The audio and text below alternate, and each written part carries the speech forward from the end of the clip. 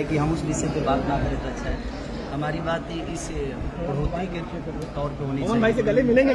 तो बड़े भाई हमेशा रहे हैं मेरे और हमेशा रहेंगे, इसमें दूर आए है कहाँ।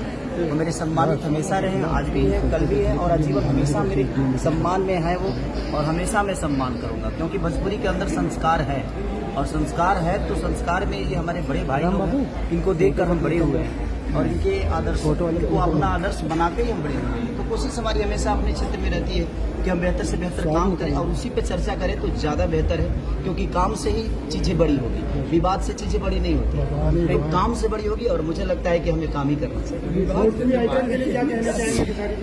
बस भोजपुरी के लिए इतना खर्चा चाहिए, इतने कलाकारों को इकट्ठा करके भोजपुरी के बारे में सोच रहे हैं, तो मनोज ने जो बात कही कि हमें भी इस पे सोचना चाहिए ताकि इनके साथ हम भी जुड़े, तो हम भी, हमारा भी एक दायित्व बनता है कि हम भी भोजपुरी के लिए, आज भोजपुरी ने हमें बहुत कुछ दिया है, तो उस भोजपुरी के लिए हमने क्या दिया है, तो अब सोचने की विषय है कि हमें सोचकर और इस चीज़ को बड़ा करना चाहिए। सर, आज के कार्यक्रम के बारे में क्या कहेंगे?